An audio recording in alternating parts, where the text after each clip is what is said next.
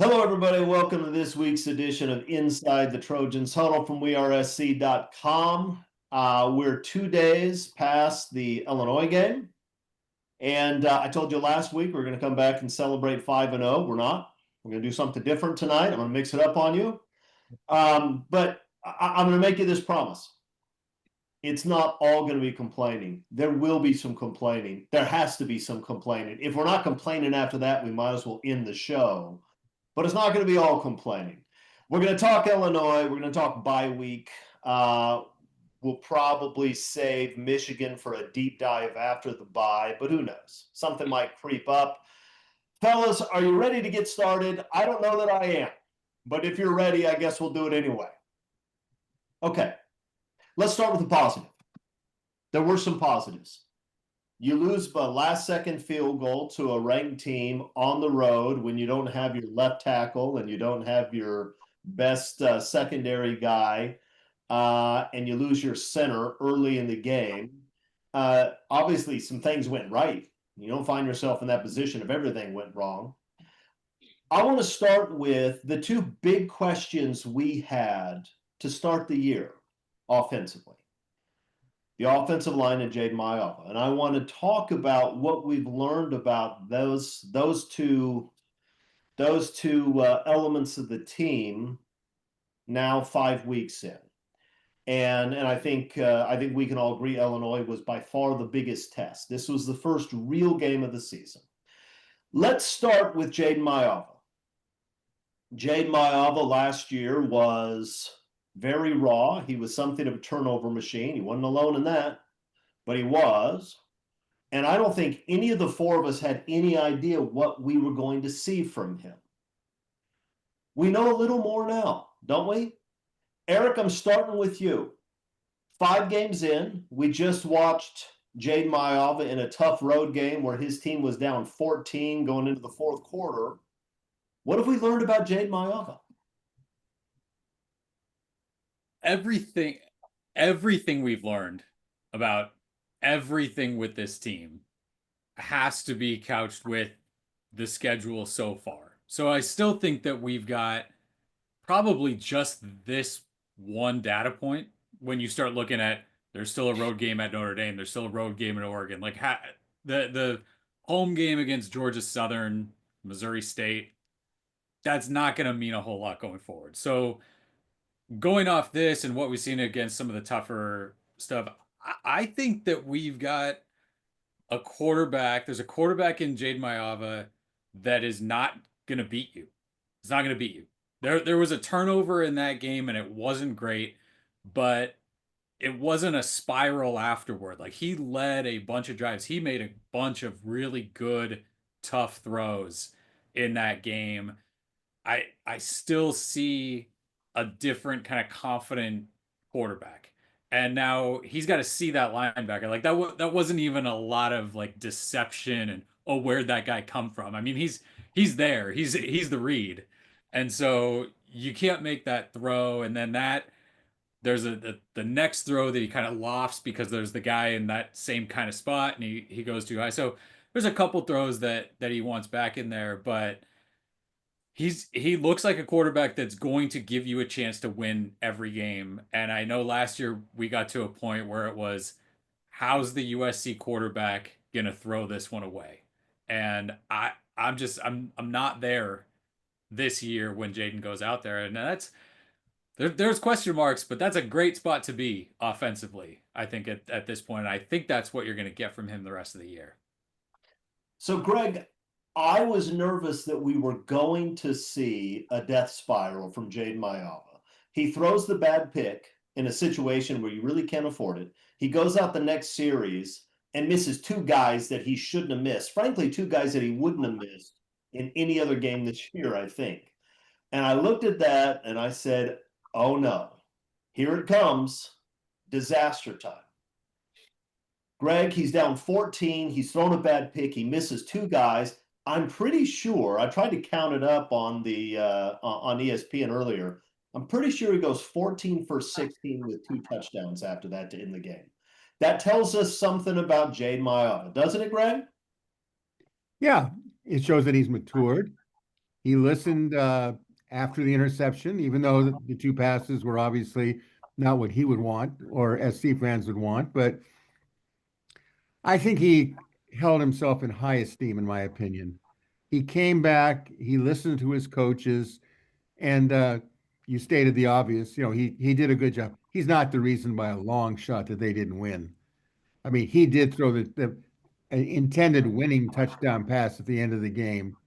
And, we can talk about whether that was thrown too early. That's We, not his position to throw it too early. His yeah. position is to complete what he's asked to do. And he did.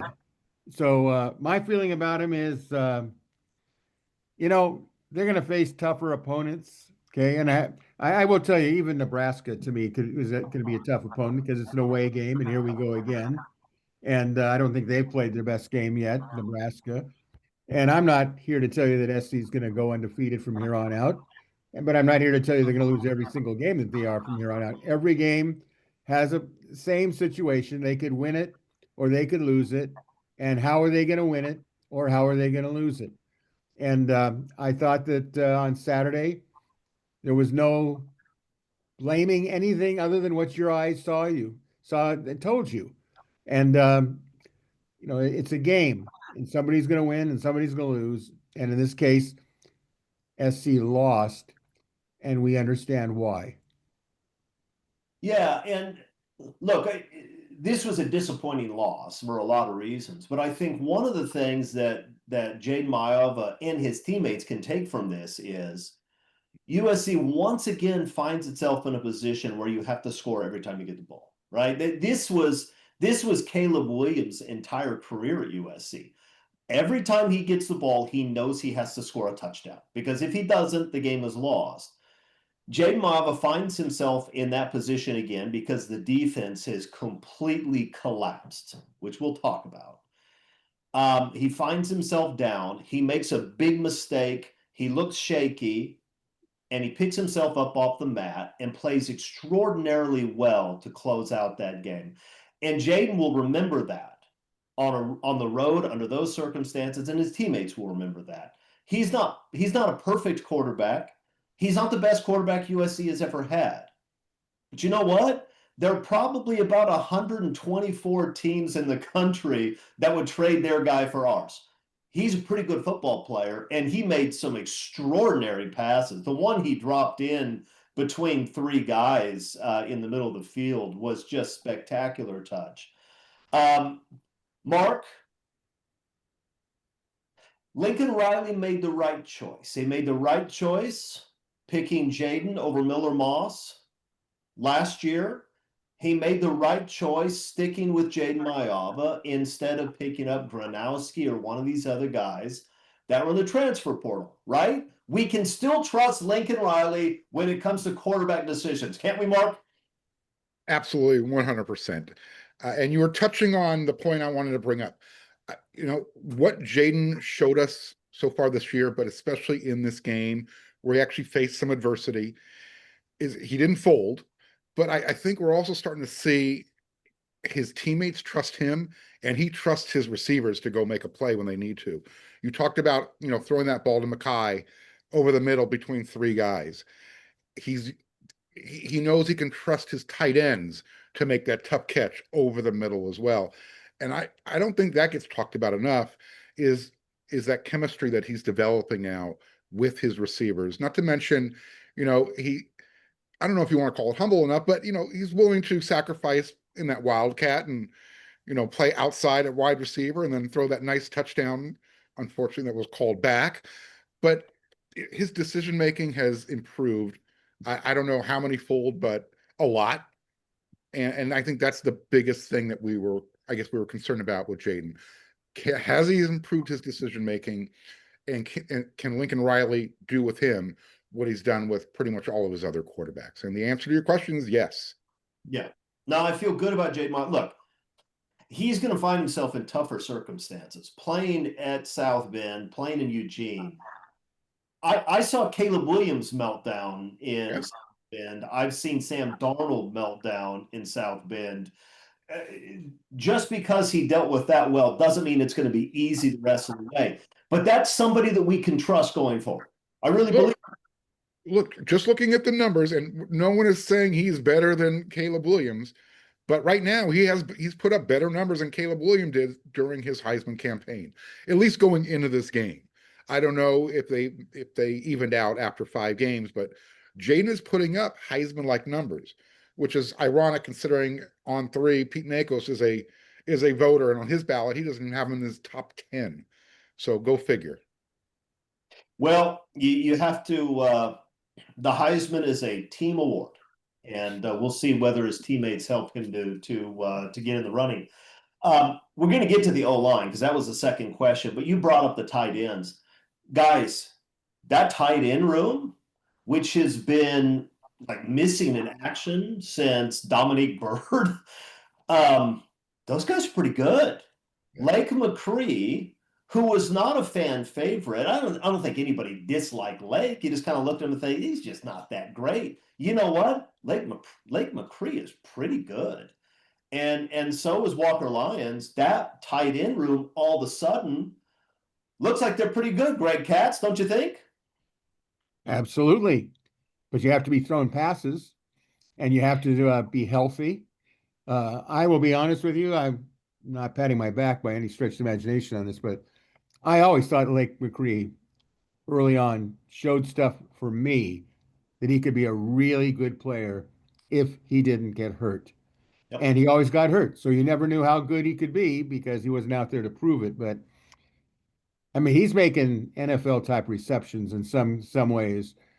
He's going to get a shot at the NFL. He should. He's done everything that you would want him to be able to do. He's doing it, and he and his other buddy at tight end is Walker Lyons is doing a great job. They're blocking, they're catching. If SC had won the game, everyone would be saying what a great job the tight ends were doing. And isn't it fortunate we have them going on?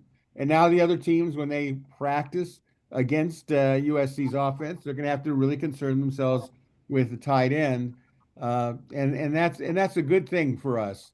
I think that one of the keys to me was when we were talking about the previous thing with USC and the quarterbacking situation was how the problem with the offensive line, having 2 offensive linemen down, didn't get in the way of the offense, in my opinion. They were able to move the ball, especially when it counted in crunch time at the end. I thought Maiava, he could have been distracted by, I don't have everybody here, and he just continued to play on. And to the credit of USC and offensive line coach, Hansen, they did it. They did it. And like I said before, and I'll repeat it again, I know it's boring for some to hear it, but you don't have to have 5 guys go to the NFL. They just have to have 5 guys that play as a unit. And, they've got the players to make it work. The players don't decide when we're going to move the ball or what plays are going to be run, I don't think, most of the time. So, I thought it was, a good thing, actually. The tight ends were just somebody I feel like we could really count on, but they'll get covered more now. You can bet on that. Yeah, if they can, if opposing teams can afford to not put all of their secondary guys in Makai Lemon, which we'll talk about in a bit. The tight ends have been fantastic, and it's not just making routine plays. I mean, there were some clutch catches under extraordinarily difficult circumstances that those guys were pulling down the other day. It's hard not to feel good about those guys. Eric, let's talk about the O-line. We didn't know what to expect from this group. And let's be honest, playing against Michigan's front is going to be more of a challenge. I don't know that Notre Dame's defensive front is at the same level it was last year, but that's a really tough place to play. Playing at Oregon against Oregon's defensive front is something I don't even want to think about right now. So they have bigger tests coming up. But this is a group that we didn't know what to expect at all. And here you go. You have your best guy out at your most important position. You lose your second most important guy when the center drops out. So now you have 3 guys playing out of position on the road in a game where things are going not well. Those guys answered the bell, didn't they? Yeah.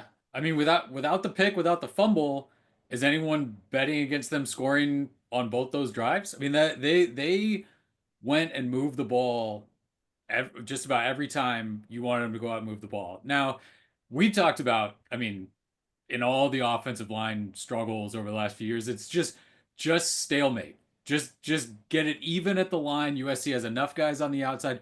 They've been better than that. This was the first game this year where you started to see some leaks in pass protection. And again, you've got a guy flipping from the right side to the left side, playing, a new center's coming in.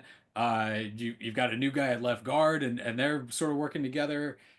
Stuff's backwards, like all that stuff. And for them to have, I'm not going to say totally zero bus, but nothing where we've seen before, where there's a defensive lineman lined up over an offensive lineman, and he just doesn't touch him. Just doesn't come close to blocking him, and blows up the quarterback, balls up in the air, whatever. So to go a full game without anything like that, and now to do it pretty consistently, I think you like what you have up front. I'm with you. I'm not ready to say they're gonna go pitch a shutout against Michigan. Like that. This is gonna be tougher. I think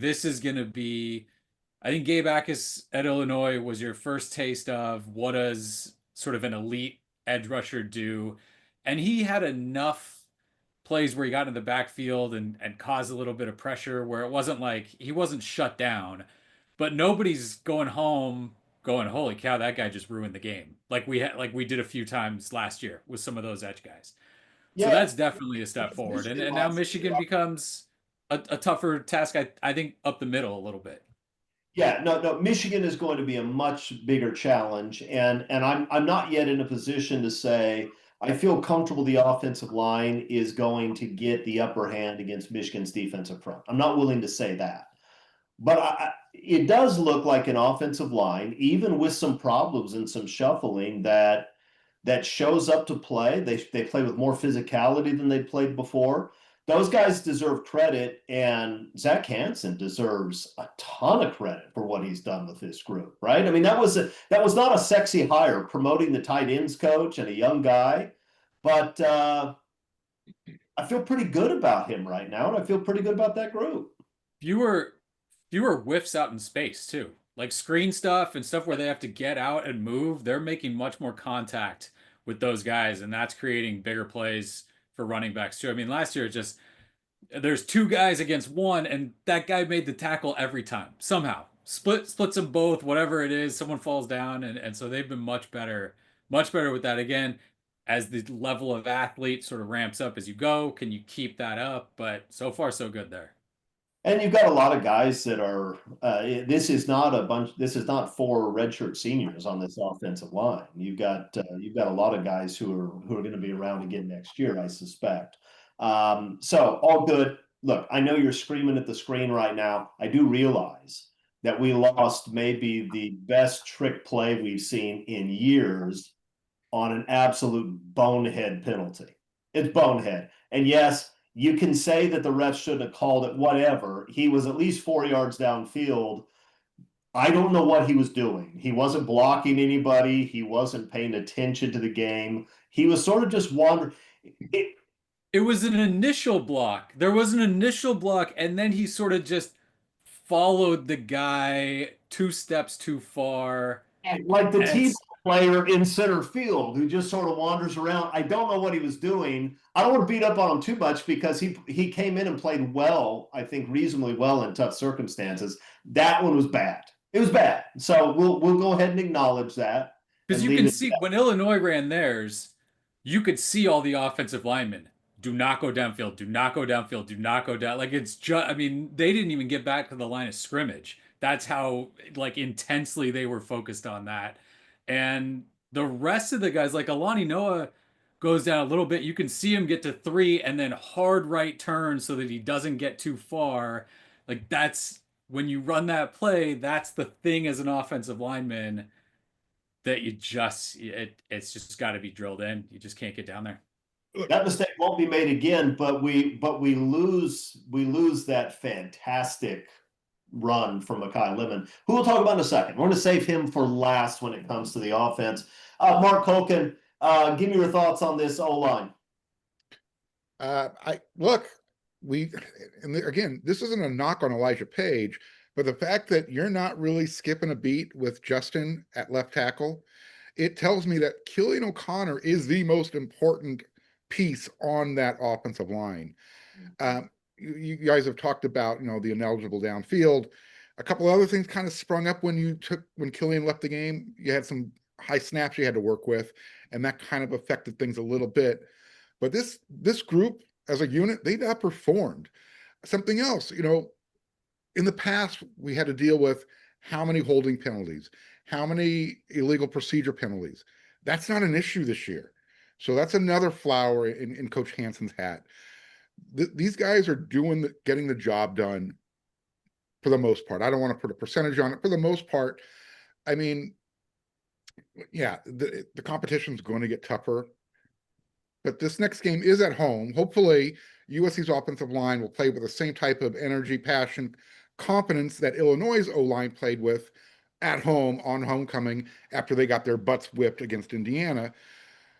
So again, did Gabe affect the game? He had that one play where he was part of the sack and the what do you call it, the grounding. But without that, you probably don't say, hey, did he play? I mean, he had some tackles. He affected the game, but he wasn't affecting the game to the point where you're saying, God, I wish USC's O-line would get the job done. They didn't have to, keep guys back for extra blocking. Their tight ends were out running routes. So they were doing their job. He did a tolerable amount of damage and no more than that, which, I mean, if you remember back to last year's Michigan game, right? I mean, there were through long stretches of that game. If all you had to do to block a guy was touch him, there were long stretches of that game where I think still we wouldn't have blocked that edge guy for Michigan. Now, guys, we could look foolish in 2 weeks because Michigan is going to create a very different level of difficulty. And so it may be that in 2 weeks, we're having to apologize to everybody like we're about to do in a minute for another position group. But I don't think so. I actually think they're not going to dominate Michigan, but I think they'll hold up well enough that USC will be able to move the football. The running game was not dominant. Wayman Jordan had 20 carries for 94 yards, not bad. The fumble was bad. That's the second time he's dropped the ball in 5 games. That has to stop. That has to stop right now. That being said, he was still effective on the ground. USC ran the ball well enough that the play action was still effective. So I think we can take all that. Not much from Eli Sanders. Didn't have a lot of carries. It didn't have a lot of room when he had them, but okay, so let's talk about what I really want to talk about because no, not the defense. I don't want to talk about that at all. We were talking last week about, is it time to elevate Makai Lemon into that upper echelon of USC receivers? Does he get to sit in, if you had a Heisman house, a receiver house for USC, does he get the room next to Keyshawn and across from Robert Woods, right? Does he belong in that place? And the answer is, I think, pretty clear at this point. Yeah, Makai Lemon is elite. He is certainly in the same class as Almon Ra and Drake London. He's in the same class as Robert Woods, Marquise Lee, Keyshawn Johnson. He's in the same class as Steve Smith and Dwayne Jarrett. He's in the same, nobody's in the same class as Mike Williams, but he at least has a right to sit at the same lunch table as Mike Williams. He's extraordinary. Who wants to tell us how great Makai Lemon is because he's great? Go ahead, raise your hand and go. Robert Woods is, when you started listing names, Robert Woods is sort of where he's approaching for me. And that's elevated for how I sort of feel about Robert Woods. I think he's there. That play he had where his helmet gets ripped off and he keeps running and takes a shot. Like I could see Robert Woods doing that. I think he's got some Amon-Ra, like all of that. Yeah, he's there, and it's tough because at USC, like every year you've got a receiver that's sort of in that discussion, and so you fight this recency bias of, oh, is it just the next guy in line, so you put him up there. But then you look at kind of what they've done and how good they are and what they go and do in the NFL, and it's like it just is that. Like they roll those guys out. Michael Pittman never gets talked about. He's like he put himself in there. Or Juju Smith-Schuster was a fantastic college football player. Sure. I mean, there's a lot of those guys. Makai Lemon is such a good football player that on that final Illinois drive, had they just put him out at corner and said, that guy, just make a play. Don't tell him the defense, make a play. Okay, I get it. I would have understood that. Like I think Makai can do anything, and he just does. He doesn't talk. He doesn't say it. Like he just does it. He shows up every single time. Yeah, you want to put six guys on him, that's fine. He's still gonna make catches. Like that was impressive what he did in that game. It's his yards. It's his yards after catch, his moves. I mean, you brought up, he might be USC's, fifth best cornerback. Who knows? But I'll tell you that right now. He doesn't have the elusiveness or the speed of a Dory Jackson, but he's that type of player. He is just a pure football player. His toughness is way beyond what I think anybody anticipated. I mean, the fact that he is willing to go over the middle, do whatever is asked of him, 11 catches, 151 yards. His bosom buddy is, kind of just playing decoy for him. And he lost the one that would have put him over 200 because of the penalty. Right. He's having a Bolitnikov type of season. Number one in receiving yards in the nation right now. Greg, I know you love a challenge. All right, here's your challenge. What is Makai Lemon's weakness? He doesn't have one. Oh, he surrendered. Yeah. Oh, you want look at I just say how I feel. There isn't one. No, that was the right answer, Greg. Oh, Not six. Do I go into the bonus round, Mark? No, you know what? You can say he's not tall enough. You can say doesn't weigh enough, which he weighs well enough for his size. He doesn't have that stop start that some players have, but he's got enough jelly leg to get what he needs, and you saw that on his long touchdown catch and run. There's nothing that the only difference between for him right now is he was so in the back of the Branch and Robinson. It was almost like I caught when he talked. He felt a little bit. I don't want to say unloved, but unappreciated that he was just as good as they were. But they were getting all the, because of the preseason, high school hype and during that, and then the post game stuff and the All-Star games. Look he was as good as either one of those players, and there's nothing for me to say that he isn't better than both of those players at this point in time. And to think that he did what he did at Illinois without much help from Jacoby Lane as a real threat, because Jacoby wasn't right there health wise. But you know what? There was players at SC in the history that I followed. I mean, I know some people go, okay, we're going to go back to your childhood, and I wasn't even born yet. Lynn Swann, when he played at USC, was not a real darter. He was, kind of used his head to go where he wanted to go, and he'd get there, and he made some great catches in traffic. There was other players that I look at, like Bob Chandler, who, probably most of the people don't remember or don't know. But these players, a lot of them that come through USC, they don't have the hype. Like Keyshawn Johnson had the hype, and he lived up to it. Yeah, he lived up to it. He backed up his talking. Marquise Lee. Now there's another player that had I mean, who is better than Marquise when you think about it? You know, he was fantastic. Every time he'd catch the ball, you thought he's going to go because he had it all. And I think the only thing missing at the early part of this season um, for Makai is the fact that he didn't come in as really public relations wise one of the greats in the country. He's kind of like earning it now. If he has another big game, let's say against Michigan on national television, you can bet he's going to be in the conversation as, you know, not, oh, look at this guy. He's kind of coming up, isn't he? Because he's already up as far as I think we're all concerned. He is great. He is great. He's proving it.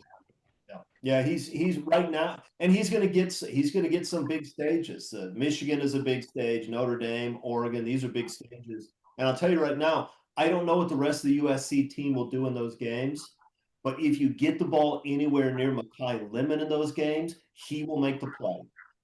Great route runner, fantastic hands, clutch as can be, fantastic after the catch, and just tough as nails. He is an extraordinary football player, and it is a blast to watch him play. And we're going to be able to watch him play for the next 10 years because that's a guy who's going to go to the NFL, and he's going to have Cooper Kupp type abilities, right? He's a guy that's going to get open. He's going to make plays. He's going to get a lot of yards. He just is. He's really, really good. And so I don't want to get. I wanted to talk to him before we turn to the defense because I don't want this to turn into all doom and gloom. There's some good stuff about this football team, and Makai Lemon is a guy who deserves his appreciation. Greg's right. He was the unappreciated guy in that group of four, and the other guys may have good careers. Jacoby Lane is a really good football player, but Makai Lemon is the man out of that group and is extraordinary. When they moved him to corner early, right? He had that like little stretch where he played corner, and he'd go up there and he'd talk whatever they need. He's a receiver, right? Like you could tell, like get me back on offense. Let me go make plays over there, and I mean it's kind of the athlete he is, but I mean he's a great receiver. That's two throw, right? The trick play and that throw on the run where a better throw hits him. That's 250-yard day with 3 touchdowns. I mean, that's not that far away from what he did. He uses his body so well also when he's one-on-one in those types of situations, like what we thought was going to be the game-winning touchdown or hoped was. He always positions his body perfectly where the defender has no chance to get to the ball. It's either him or nothing. Yeah. Look, last year Travis Hunter sort of changed the rules as to what's possible. Guys, there's a bye week. USC has gigantic problems at corner, like so massive, I'm not sure what to do about them. I think 40 plays of defense from Makai Lemon is not a bad idea. That would have been crazy. You saw Travis Hunter. The guy hardly ever came off the field last year. I think it's time. They took him off kick return, right? They took Makai off kick return. Eli Sanders handled that. The only counter that I would offer to that, which look, I'd love to see it. Everything like take it off, no worry about injury, whatever. That'd be fun to see. But Makai's playing so many offensive snaps, and he has to because that slot receiver position is not deep. Not deep.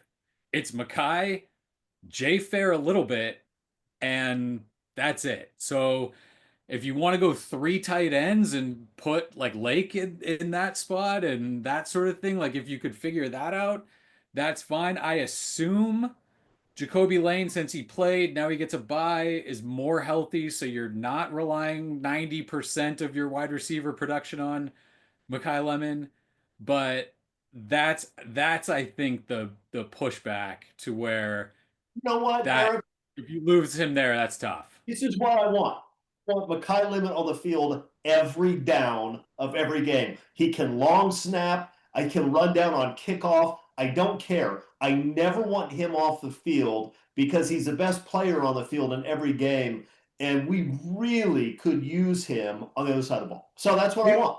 Maybe when Put him we in the get band Zacharias- too. No halftime for him. Stays out with the marching band and does the halftime show. I think that's fine. He can ride Traveler. Let's do it. Maybe when we get Zacharias Williams back and Prince Strawn back, you have that option. I mean, right now, I mean, where's Joey Olsen? I mean, people wondered, why can't he play a big wide receiver position? Is he still hurt? I mean, if you're going to have Jacoby Lane play decoy 90% of the game, throw out somebody who's a big target as well to do the same role. At least the defense has to consider him. Okay. Guys, we're done with this conversation. It's gonna get dark, right? It's gonna get dark really quick. And there's nothing I could do about it. I don't enjoy this. But we're gonna talk about the defense. Or what was supposed to be a defense. I'm trying to remember the last time I was as disappointed with a position group as I was with the defensive line Saturday. We had some muted criticisms early in the year where we thought, man, these guys aren't getting off blocks the way they're supposed to.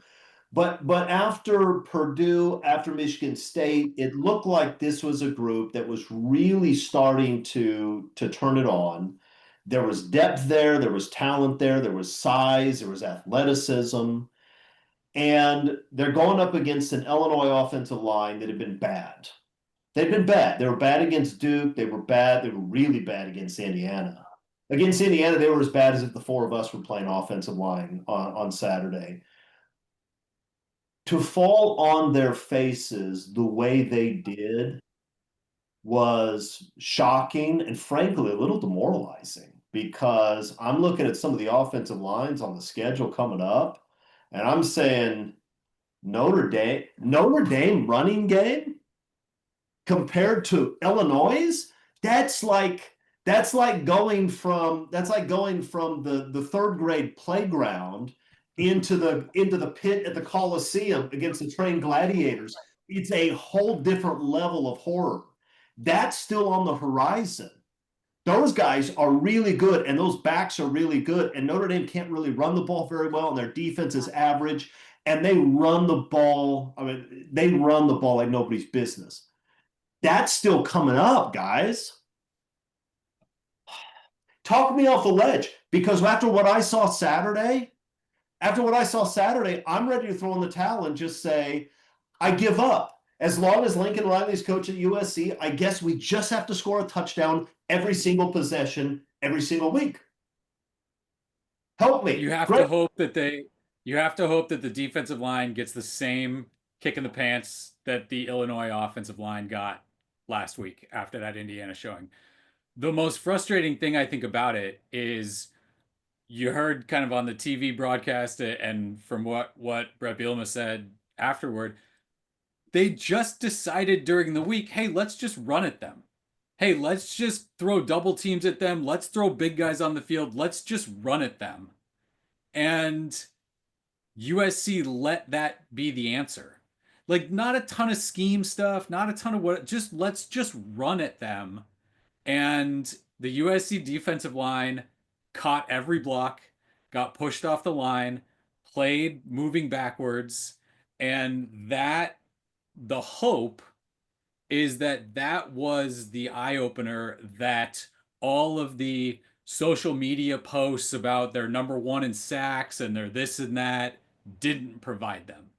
Because now you got to look at what a Big Ten offensive line can do to you. And if you keep showing up with that same attitude, every single one of them, Iowa, Oregon, Michigan, Nebraska even, like, they're all coming at you, and the blueprint now is let's just run at them.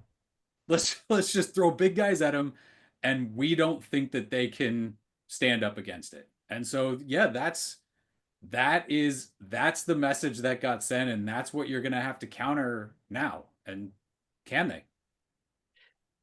There's some things that are correctable. I think there are times when the edge rushers get too far upfield in the run game. There are times when the edge guys, look, if you have if you have down block, you got to be looking for that puller, right? He's coming, and you can't sit and wait and leave space. You got to go meet him. There are things they can fix. I'm willing to bet they'll fix those things. But when you go into the transfer portal and you're pulling some guys that are 340, 350, 360 pounds because they're not supposed to be moved, and these double teams are driving these guys back 4 or 5 yards, guys, I don't know what to say about that. I don't know. I don't know how much money they paid to get Keyshawn Silver.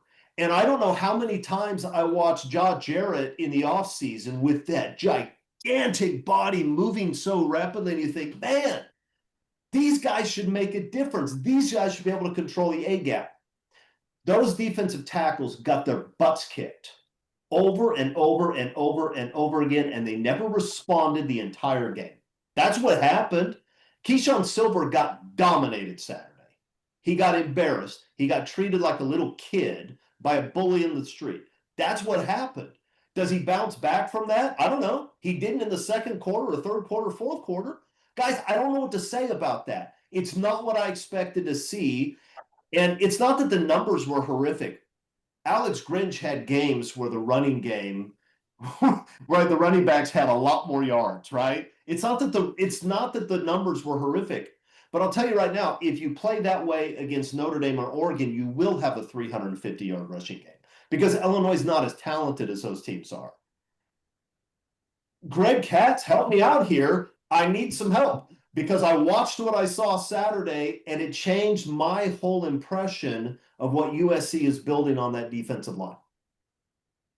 Well, I'll put it this way to you. I had some severe doubts about You did. defense. I said it and I tried to be kind about it. And I didn't want to go over the top about how I felt totally because, you know what? Give them a chance. Give them the chance to prove themselves that I was wrong. I wish I was wrong. I wasn't wrong. I wasn't wrong when I said last week the game would be decided in some way by the play of the corners. Okay, and SC got eaten alive in that area. We'll talk about it in a second. That's going to make me really sad. Well, that's why I did it because you need to have some sadness in your life. Your smile may be worth $1 million, but to see you absolutely come apart is always to me highly entertaining. But that being said, and I apologize, I said that I shouldn't say that. I'll go to my room. You know, even last week or against Michigan State, they played hard. Okay, they just didn't seem to have that one extra get to them, get a hand on them, and bring them down, and rough them up would be nice, but within reason. But this was a game that I thought the offense did fight on. They rose to the occasion in the fourth quarter, and they continued to do what they could. And SC had the lead there in the last minute and so. But I think what really disappointed me, which I think is going to disappoint me again, and it's not going to be like, oh, I can't believe it, is the physicality of it. I mean, basically, Illinois came out and said, we're kicking your blanking ass.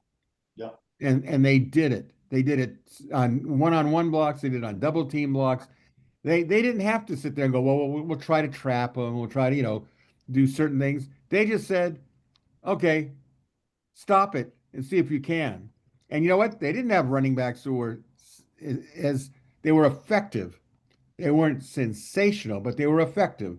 And what happened was is offensive line says, we can knock the crap out of these guys. You just get 6 or 7 yards and we'll just keep moving the chains. And they did. And in the end, they got in a position that when you really look at it, where they started that game-winning drive, they were so, there's no way that SC could have, with a decent defensive front, do it, allow them to go that far. But they did.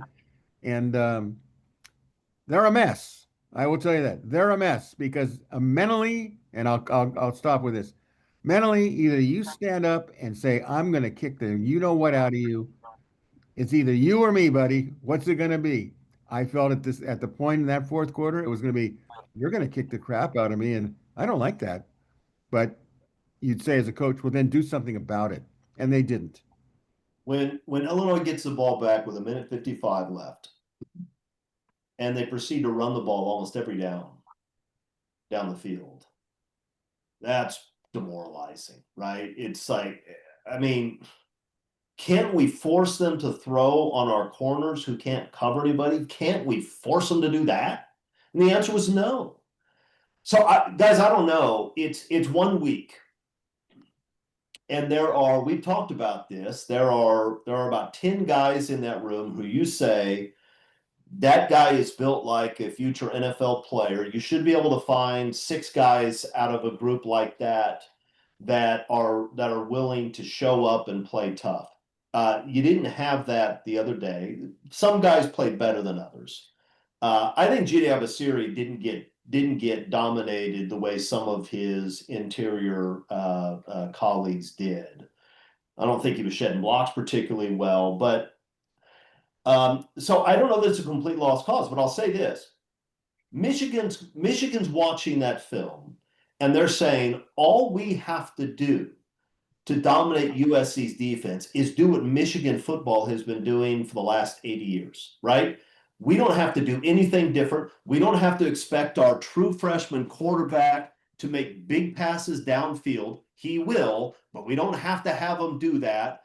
All we have to do is line up and punch them in the face, and they will fall down and cry. That's what Michigan sees. And USC is either going to figure out a response to that in the next week and a half, or they're going to get humiliated by Michigan. I guarantee Michigan has better football players than Illinois does. Their backs are far superior to what Illinois has. Mark Culkin, anything you want to say about this defensive line that could be standing out, sleeping it out? Go ahead. No, there's not a whole lot I could add. The one thing I will add is, did we notice any schematic adjustments at halftime? We saw what was going on in the first half. You have to anticipate that they're going to continue to do the same thing because you're not stopping them. I'm not trying to say, Danton Lynn isn't the guy. That's not where I'm going with this.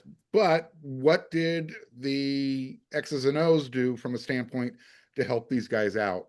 If Illinois' offensive line is big and slow and methodical, which I think we all agreed going into this game they were veteran, but they're more of a, if we get our hands on you, we're going to bully you. Where was USC's athleticism, especially at the edge position? You heard Anthony Lucas did barely anything. Braylon Shelby, again, non-contributor. Cam Crawford, everyone used to label Mason Murphy on the offensive line for all the false starts he used to have. Well, Cam Crawford right now is averaging 1 false start per game. You can't jump over. You're standing on the ball. You're Yeah, standing on the literally. ball. You're jumping over it on 3rd and 5. Can't do it. Right. So I asked Coach Riley at the end of the game in the press conference, look, discipline. It's not just about the penalties. What are you doing to try and stem this stuff from happening? Because discipline also means doing your assignment, not, maybe not trusting your assignment. Well, I think what we saw, look, when a defensive tackle is being driven 5 yards back on a double team, that's also a discipline problem, because that means he's playing too high, and he's consistently playing too high. He's letting guys get under his pad level. That has to stop. And if it doesn't stop, I don't care if you're paying the guy $800,000 out of the transfer portal. He has to sit down, because schematically, there's only so much you can do when you can't control the A gap because you're just getting driven back, right? There's just so much you can do. I mean, USC had some light boxes early in the game. They weren't playing a lot of light boxes later in the game. They had guys in there. They just weren't withstanding the physicality at Illinois. They played 5 defensive linemen for a big chunk of that game. And I get that, the 2 guys on the end, Crawford and Lucas, are standing up, but those are your defensive ends. Like, those aren't outside. That's not Eric Gentry out there or Elijah Newby. Like, those aren't linebackers. Those are big dudes. Those are your 5 bigs that you lined up, and Illinois would have, they would go 7 with 2 tight ends or whatever it was, but USC clearly felt confident. Hey, we're gonna go 5 along the front, and they weren't putting, defensive tackle big bodies out there. but they threw 5 at the front all the time, and you have to assume that that's our run stoppers, right? We've got 7 in the box now with the 2 linebackers, and it didn't. It did not work. And the zone, Illinois would send, hey, 3 guys go that way, and it just washed them out, just washed out that side of the line. And again, you have to take it to heart. You have to take it to heart. We went to Illinois and they pushed us around. And if it doesn't change, if that doesn't give you the kick that you need, then there's trouble, right? We've seen in the Big Ten, like teams go on the road and it's like, whoa, who was that? Right? Who was in those uniforms? So you got to figure that out. But coming back home against Michigan, you got to be different. You got to be different in terms of physicality and all of that. I liken it to covering recruiting when they would do the opening up in Oregon. You heard California kids all the time. Why am I not ranked higher? Why is that? Who's that guy? Why is that guy ranked ahead of me? Then they'd go to those things and go, oh, I see that guy from Louisiana now or Texas or wherever it was. And it's like, oh, that's what that looks like. It felt a little bit like that, right? You see the stats and you get talked about as all these sacks and whatever. We've arrived, we're there. And then you get this put up against you, and maybe there's a little understanding of, oh, that's what it's going to be like every week in the Big Ten, as if you didn't learn it last year, right? At Maryland and Washington and at all these other places. So if you needed the reminder, there it was, and you better use it as a learning tool to get better there going forward. I think, Eric, honestly, and I don't know whether you guys are going to agree with me or not, but it's very possible that they have so many players of a certain level of ability and they're trying to get them all in. And there's always that fear of transferring out and all the other stuff that goes with it, that they're trying to give everybody an opportunity to do what they're going to do. I think, doesn't mean it's going to happen, but what I think is we're going to see fewer players brought in the game, and we're going to see they're going to go with the guys that can man up. And it doesn't make any difference how many sacks they are. They're going to man up. As I think, as Chris pointed out, this idea of, getting blocked and being high, and, you get some guys a stud at guard getting underneath you and pushing you back, or at least stalemating you, and you have no control over what's going to happen. Uh, Against Purdue, against Michigan State, you could, it's kind of like, oh, we're getting there, And then I think what happened was, I think when you see what happened, what Indiana did, it makes you say, boy, you know what? This team came back. Now the question is SC going to come back? It wouldn't shock me if we see Jakeem Stewart starting, because no matter what mistakes he makes, because he's got inexperience, that guy can play. And you have to go with that. You have to say, look, we're better off with him and where he could take us than staying with guys that we're trying to make them happy and it ain't working. I'll take Floyd McCart in there too, and I know that they're younger guys, but look, that group is now going to get their manhood tested every single week, and they're either going to find some guys who are willing to get in and scrap, or they're going to get embarrassed every week. Just because you get Alabama, if you watched Alabama against Florida State in their opener, their defensive front got absolutely humiliated by Florida State's O-line, just humiliated. They got pushed around all game. Florida State barely had to throw the ball. They just beat them up. Alabama then went to Georgia this past week, held Georgia 21 points and won the game. Just because you get beat up once doesn't mean you have to keep getting beat up, but it's going to require probably some personnel changes and absolutely some attitude changes up front. Because if you thought that was bad, you wait and see what that Notre Dame offensive line and running backs do to you. I mean, I also think there's Illinois. I think Illinois is closer to number 9 Illinois than losing 63-10 every single week to Big Ten teams. Sure. Right? Like those are a ton of experienced veteran offensive linemen. That when everything's clicking, they had the potential to be a good line. That's what that looked like. You thought going in, USC's defensive line would not be, probably almost never this year, on like the negative side, right? The worst they're going to do is stalemate, and that didn't happen. And so that's where I think kind of the concern, the frustration comes in. But the idea that that's Purdue or that's Georgia Southern, like it's not that, Okay. but it doesn't Also not Notre Dame completely or erase Oregon. the concern. Yeah, it's also not Notre Dame or Oregon. They're not No. that good. They're No. not. Okay, let's talk about the linebackers. A pretty quiet game for Eric Gentry, although Gentry made what could have been the play of the game, knocking that ball loose near the goal line. That's not an ideal game for Eric Gentry, where the front guys are getting pushed backwards or they're running to the A gaps and B gaps all game. That's not really what he's best at.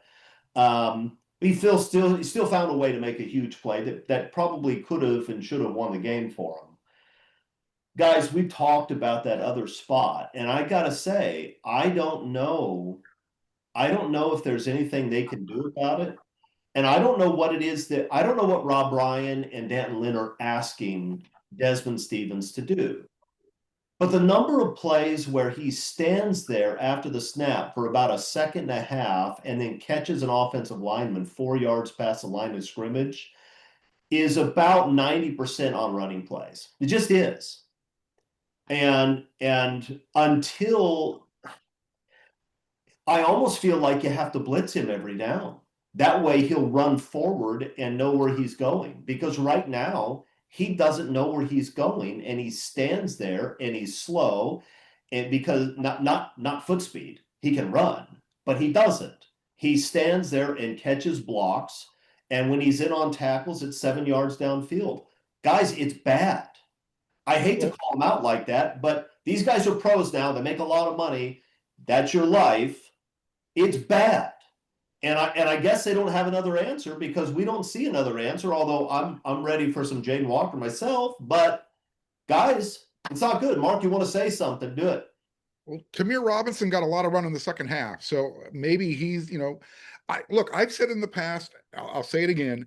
I don't think you don't have your typical Mike linebacker. You need, if you're going to play in the Big Ten, you need somebody who's bigger, stronger. So if they are going to stand there and take on an offensive lineman, physically they can handle it. I mean, you need a number 55 type of linebacker in the middle. And I just think USC's missing that right now. That would be the perfect complementary linebacker to the Eric Gentry type. It would be nice to have a Chris Claiborne at Mike. I think everybody agrees with that. Someone who weighs 245, 255, not someone who looks like a safety playing linebacker. I don't think that's the biggest problem, though. I think the biggest problem is that getting wiped out by offensive linemen, Chris. I mean, you got to be. But if you're a step faster, right? If you can diagnose faster and beat the angle and all that sort of stuff, then you make plays. Doing that, though, but he's not doing that. He can't do it. Right. That's Matt Grunegood was a small guy, smaller than Desmond Stevens. He would have been making play after play after play because he would read it and react, and he'd be there. Desmond Stevens can't read the play, and I don't know that there's a solution to that. If he's 260 and he stands there and catches linemen, he's not going to make plays either. I don't know what to do. It's not good. It's really not good at this point. And every week you watch it and you say, okay, he's young, he needs some reps. Okay, but we're now 5 games in, and you have Notre Dame and Oregon and Michigan coming up, and you say one of our 2 linebackers is a non-factor in every run play. Guys, that's bad. And maybe Tamir Robinson's the answer. Maybe he's not. Maybe we should run dime. I don't know. But geez, at some point you look at that position and say, we're not diagnosing a play or reacting appropriately. And because of that, we don't have another linebacker on the field. And I hate to be so harsh, but guys, watch the game. That's what's happening. Do this for me next time. Go watch the highlights. And you go on YouTube and you watch the highlights. They're only showing the good offensive plays or the good defensive plays, right? So I understand it's a skewed sample. And ask yourself, how many times is number 23 standing there 4 yards from the line of scrimmage waiting to get hit? And the answer is almost every running play they show. That's just what's happening. I don't have anything more to say about it. Desmond Stevens, if you're watching this, I'm sorry, man. I want the best from you, but this is not good. Yeah, and you heard experience, right? Experience. This year right now is his first full year playing linebacker. And Danton Lynn talked about, he's got to see it, he's coming along, all that stuff. I asked him before the season started, like we've seen guys asked to do this. You played safety in high school and it was just, hey, stand back there and go light people up, right? Read the play from 12 yards back, run and tackle someone, and you're 4 times the athlete that running back is, and it works. Saw Rajon Davis play on the edge at Mater Dei, get brought to the inside, never really worked out. Tackett Curtis played safety, brought to the middle, didn't really work out. Going back to Julian Simon, played like a rover nickel kind of thing in high school, brought up. It happens so much faster with so many bigger bodies in your way. That's a tough transition. I think in that game there were a couple plays that he made. But you're still every week trading off the ones he's not making for, okay, that's one more he made this week, one more. So it's like the incremental growth isn't quite matching up where, yeah, that's probably the spot he should have been. That's probably the spot he should have been. And where you're getting a lot of inexperience that's showing up in some of these places. Now, could you have won that game with him playing exactly the way he did? Yeah. Yeah. Yeah. So like if that's the one spot, right, where you're pouring snaps into a guy and okay, we'll see how it goes and everything around him is sort of locked up, it feels different. But when there's so many holes and you need that run defense to be that good and you're missing some of that stuff, then it really shows up. Yeah, no, this is right, because I just beat up on Desmond Stevens for 5 minutes, and I'm sorry, Desmond, because you're not playing the worst on the field right now for that defense. And that's a crazy thing. If you look, it's the secondary was already in trouble. They were young to start the season. Then they have injuries to 3 guys who they expected would be playing a ton. And then the day of the game, you lose your most experienced, best secondary guy.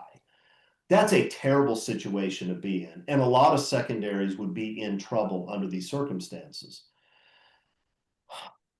That being said, guys, this corner play is about as bad as you're going to see. The corner play Saturday is about as bad as you're going to see. They were not, and it's not because they were matched up with Oregon's wideouts or Ohio State's wideouts. Illinois has pedestrian wide receivers that absolutely dominated the football game and couldn't be covered. Guys, I don't know. It was bad. And I'm gonna put an article up on WeAreSC analyzing. Look, I know bad corner play. That was my whole career. That's what I did. I engaged in bad corner play. I can recognize it. And so I'll put up an article talking about some of what I saw, but I mean, you have guys that don't understand leverage. They don't understand when you need to have inside leverage playing man. And so they're just letting guys run right by to the inside for easy throws over and over again. I'm once again begging you guys to talk me off a ledge. It was bad, guys. It was really, really bad.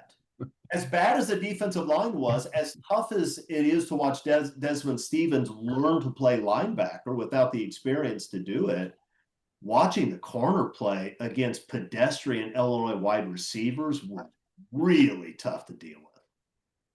So, Greg, Chris, when you have no pass rush, or be able to even get the quarterback off of his spot, or even have enough time to make a decision whether he should run or he should pass. The pressure with the guys that SC has at corners right now, they're in bigger trouble than they should be, because really, if SC had production, up front, that would make it easier for the linebackers, to make it easier for the corners, but that didn't happen. It was like 1, 2, and led to 3, and 3 was the corners. And, again, I go back to the fact that they had an opportunity defensively to win the game. They had an opportunity. Illinois had to drive the ball how many yards to get into field goal position? And they did. And when you saw how they did it, you go, man, they didn't make it look that hard. You know what? They made it look pretty easy. And something, it shouldn't look pretty easy, but it did look pretty easy. At the end, they got there so fast they had to burn clock before they kicked the field. Right. Some of these corners are, look, corners are really hard position to play. It is. And it's especially hard because if you screw up there, there's no hiding it, right? I mean, if you get your butt kicked at nose guard, somebody behind you probably is going to make a play 11 yards downfield. If you're playing badly at corner, there's nowhere to hide, and it's going to be 50 yards or touchdowns over and over again. Chris, what kind of coverage is a cornerback playing when they're 2 yards off the line of scrimmage? What would you call that? Mistake. I mean, because here's the thing: you're going to play that close. Don't you want to get your hands on the receiver before he? This is a good point. We have corners in man coverage who are not playing bump and run. They're not using their hands, but they're too close to the receiver to have enough cushion to delay the turning of the hips. I don't know. I think there were times when USC was trying to show a too deep look.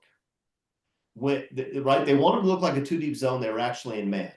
But on some of these occasions, the wide receiver would shift, right, go in motion, and so the safety goes with them, which means that everybody in the stadium knows that they're actually in man. It's not too deep. But instead of backing up, the corner would stay where he was with no help behind him.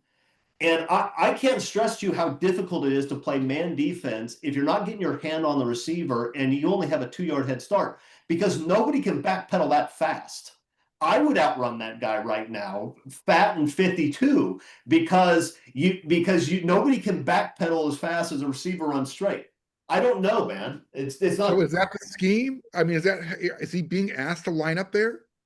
They must be, because they kept doing it. Well, you go back to Purdue and they were saying, like, we got guys lined up in the wrong spot. Like we're not where we should be. I mean, it was after Purdue, it seemed like they said there was everything wrong, right? Everything wrong with the corners. And now here you are 2 weeks later, and you're kind of getting some of the same stuff. Like to me, some of it reads like just a confidence issue, right? And how do you gain confidence when that keeps happening? But that's one of those positions where you just have to have it. And some of the tackling out on the edge, some of the way that they attack blocks, all of that stuff, keeping your feet.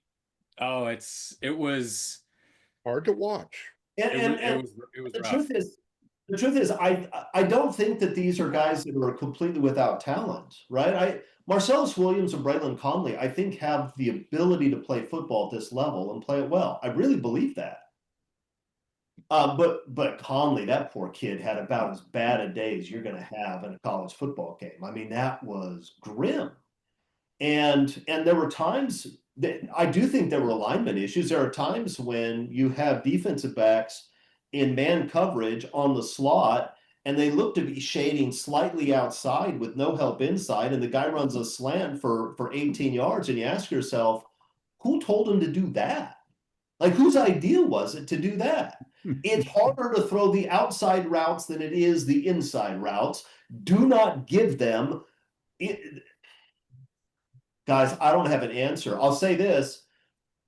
D. Reddick came in, and I know D. Reddick's a guy they were very excited about. Maybe D. Reddick can do some things. Maybe Prophet Brown comes back at some point, although maybe it doesn't sound like he's going to. Maybe your junior college transfer who they thought was going to be a quality starter and hasn't been. maybe things turn around, but I don't know. With those injuries and the youth they have there, and the lack of a pass rush that they had last Saturday, you look at it and say, I mean, I don't know anything about Michigan's wide receivers, but I'm guessing they can run a slant and catch the ball. And if they can do that, then I'm worried. USC's defensive brain trust has 3 guys that specialize in the secondary.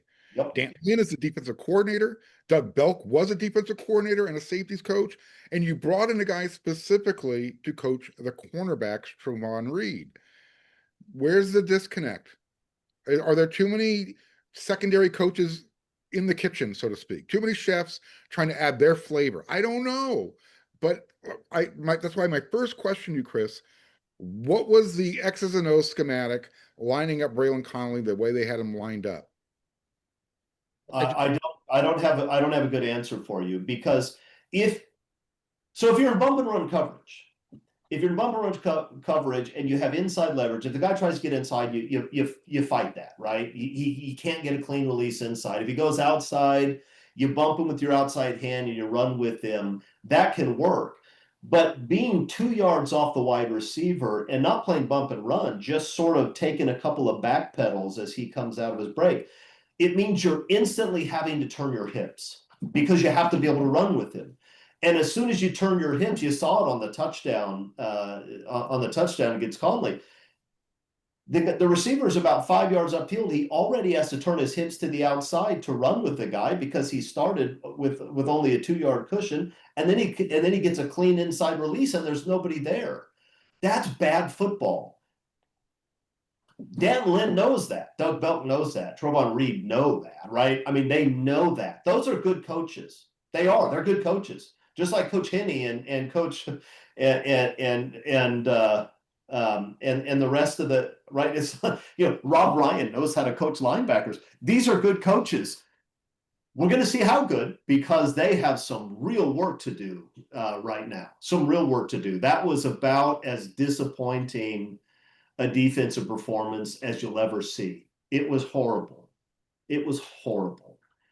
And really truly embarrassing. It was Grinchian and it took if the defense had simply shown up and played average football, USC would be 5-0. They would be ranked in the top 20. They would have time to get healthy. And you'd be looking at the season saying they have a chance to do some special things. And now you're looking at it and saying, with that defense, the only thing they can do is score every time they get the ball to avoid getting blown out. So we'll see how good those coaches are. They've got 1 week to figure it out, because Michigan is watching that film and thinking we can put 60 on these guys. And they might. 2 weeks. The outside cornerback room is the one that has, I think, my most attention, because Chasen Johnson's not coming back, right? There was always he'll get healthy and then he'll be an option there.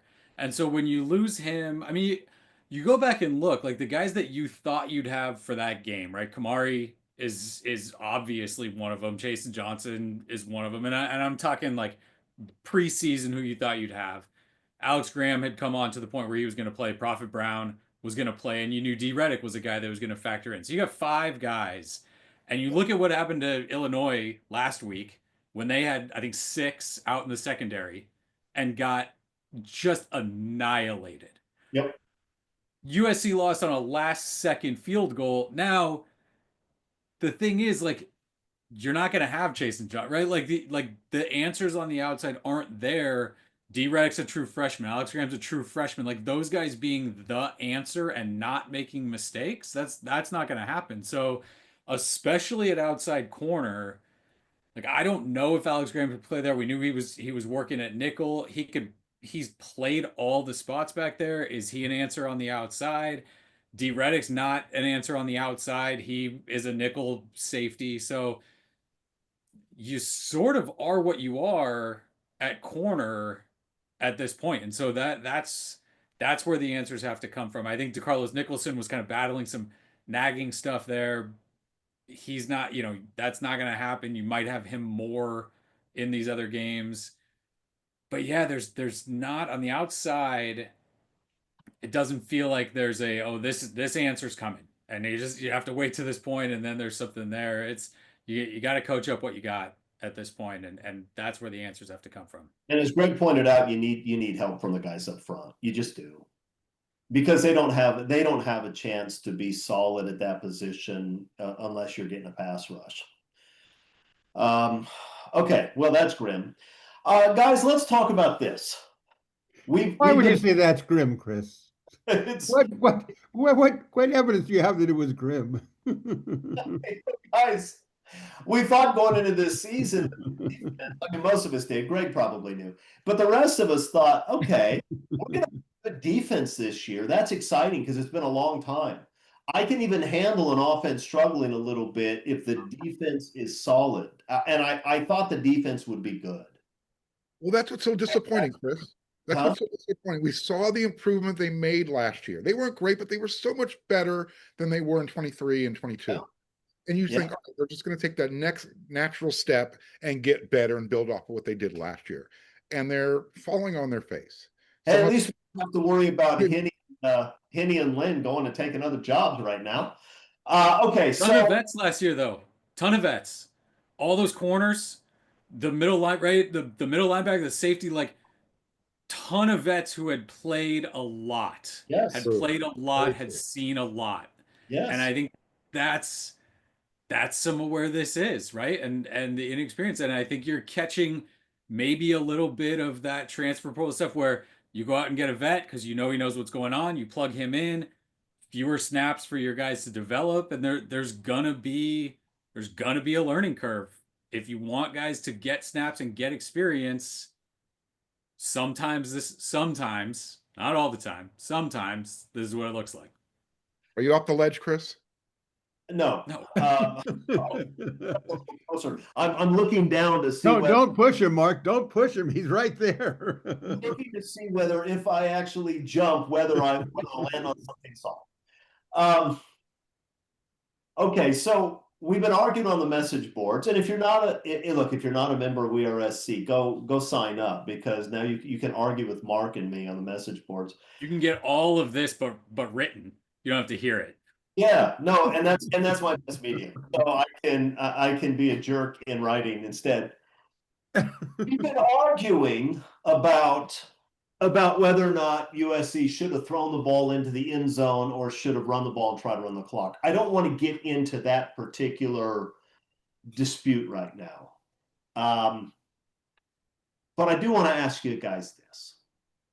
Did anybody here, after USC scored to go up 1 with 1:55 and Illinois had 3 timeouts, did anybody here think there was any way in the world that USC's defense was going to get a stop and win that game?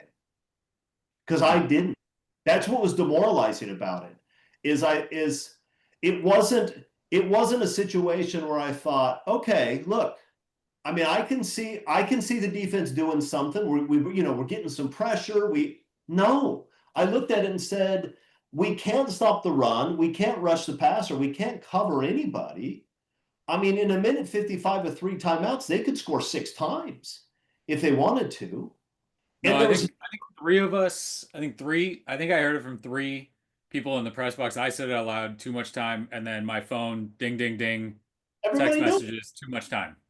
Everybody in the press box was like, what? Everyone. It wasn't 3. That's all you've heard, Eric. Which is why I understand the people that say, look, scoring's not easy. You score, you can score. Fine. I get all that. But not a single person who's making that argument believed that defense was going to get a stop there. Not a one. And if you did believe it, it's just because you still believe in the tooth fairy and you believe in all kinds of things for which you have no evidence. And that's fine if that's the way you want to live your life.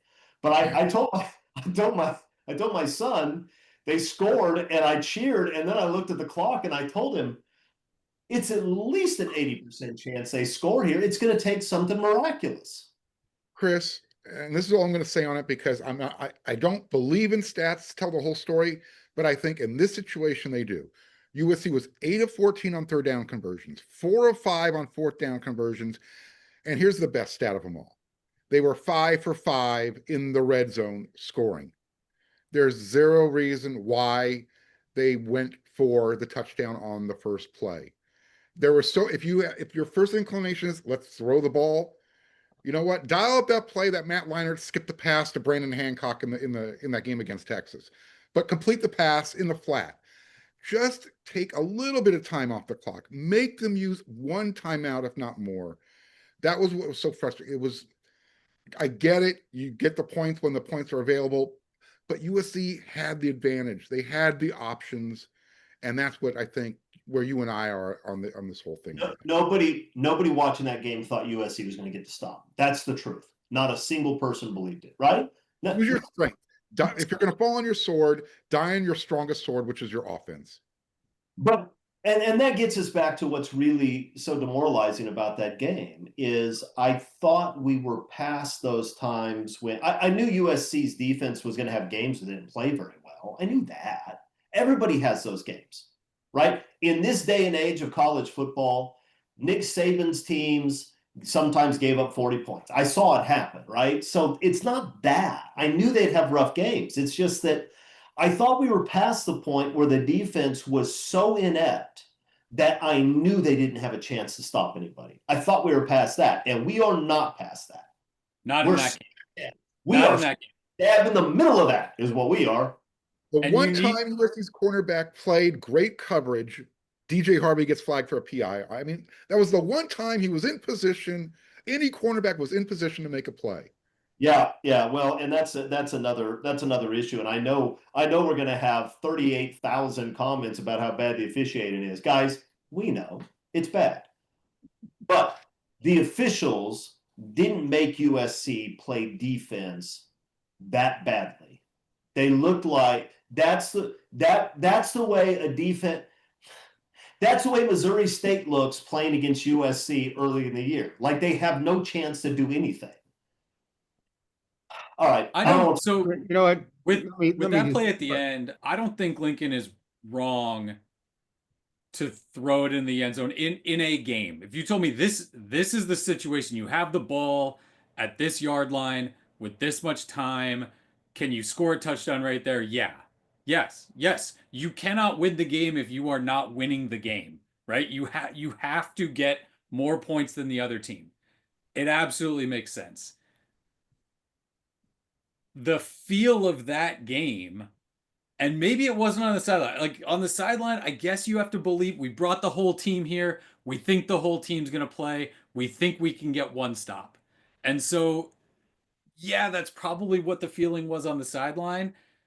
As soon as it went in, it was that I would rather the USC offense trying to score a touchdown on 4th and 17 on its last attempt of the game than give Illinois the ball with more than 50 seconds, with anything close to a minute, and all they had to do was kick a field goal. Like that's the weight. So I understand the idea because it's not a great feeling. Jayden Maiava's got to go out there and it's 3rd and 17, and now he's got 2 shots to score a touchdown, and the crowd's going crazy, and you've got all that stuff in. No, that doesn't feel great, but it would have felt better. Would have felt better in that game than watching them just 8-yard run, 6-yard run, like not even have to sprint down the field. And it wasn't just kind of walk down it. 17 because USC's offense was controlling Illinois' defense almost as much as Illinois' offense was controlling 13-yard run.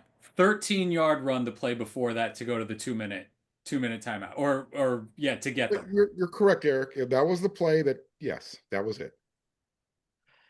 I will say this, pardon me for cutting in here, but I had no problem with what Lincoln Riley did at the end because he wanted to make sure that there was going to be no discussion, so to speak, that we needed to score to win the game or get in there to be ahead. I had no problem with that, and he took a chance, which I think was, given the situation, I'm sure he felt like, well, I don't feel good about it, but I feel worse if we didn't score. And I think he was right in that. I think the unfortunate part was the defense did what the defense had been doing the entire game, and they couldn't come up with something, or the players couldn't come up with something. I'm not going to say it's all again, the coaches and everything, because it's not. the coaches can give you all the X's and O's they want, but you know what? It's the players that still have to play the game. They can be in the right position, but it doesn't work out because they can't do the job. It's just that simple, And I think that they didn't score on the first time they didn't score the first time they had the ball. They had to come down the field. We know their line had kicked a field goal earlier. Okay, so we knew that he had the ability to do it. And you know what? It just worked out poorly because of poor defense. But that doesn't mean that the coaching did the wrong thing or that Riley did the wrong thing. It's easy for me to say, well, they should have taken time off the clock. That makes sense. That every time, most of the coaching, whether it's football or basketball or whatever, I always judge coaches by how they deal with clock management at the end of the game. Some of them, they don't know how to, make 1 minute feel like 5 minutes or 1 minute seem like 10 seconds. So it worked out that way, and they had the lead and they couldn't hold it, and that was the name of the game. I think the moral of the story is that if you can't stop the run and you can't rush the passer and you can't cover anybody, it's sometimes hard to win a football game. We'll see whether or not they figured any of that out before the Michigan game, which we have a bye, so we should have a healthier team, and we have a team that's been embarrassed, so they should come out, much like Illinois did, they should come out breathing fire.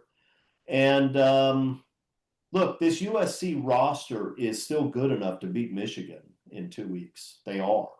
I don't know if they're going to do it, but they're good enough that they can do it. And Michigan has problems of their own. So we'll see. We get a good game time, 4:30 p.m. That's fantastic. Also fantastic. We're going to do a meet and greet, and we're going to do it the day before the game. We're going to do it at USC Village at Rock and Riley's. I'm going to have some WeAreSC t-shirts. So I know everybody wants a WeAreSC t-shirt. Come out, say hello to us, tell us that we don't know what we're talking about. You're probably right. We'll get you a t-shirt, we'll get some food in you, and then we'll all go to the Coliseum for an afternoon start time, which is so rare these days that that's something to celebrate, isn't it, fellas? There should be a lot of energy in that stadium. Should be a lot of energy. I'm curious about that, right? Illinois, after that Indiana game, gets a homecoming crowd. Not some USC fans, not a ton. Not that it was like big time noticeable, the travel contingent there. Michigan fans are going to show up at the Coliseum. Like USC fans had better get there and make some noise because Michigan fans are going to be there. It's going to be one of those 60-40 crowds like it is also often for Notre Dame. But usually when that happens, the USC fans actually wake up and make some noise. And I hope they do. We'll see, guys. I think it'll be better. I think the defense will be better. If the defense is not better, then Jayden Maiava is just going to have to throw 9 touchdown passes, and that's fine. It was still just one loss. It was just the loss. We knew that this was the game they circled on the calendar, and for one side of the ball to no show, again, it was just disappointing. Very disappointing. Really disappointing. I think we found it, right? We found out about Jayden Maiava in that game. What you said, it was actually 15 of 17 to finish. So one better. I think we found out. I think Michigan, we're going to find out about that defensive line, especially. Like if that group can't get it together and at least hit somebody, like you're not going to shut down that Michigan running game. It's good. But if they get rolled back over and over and over, that becomes your answer. Playing at home, off the bye, with that taste still in your mouth, that's a game you got to show up for. Against Michigan, national television audience. I mean, it doesn't get bigger than that. If you can't show up for that one, you shouldn't be out there. So we'll see. I think they'll play with fire. Whether they'll play well or not, I don't know. That's why they play the games. All right, fellas, anything else we should talk about? I feel like we've spouted all the venom we should, and we talked nice about the offense. So we've kind of covered all of it. Okay, that's agreement. We're out of here. Thanks for joining us. I know you're as frustrated as I am. Things will get better. Maybe. Until then, fight on, everybody.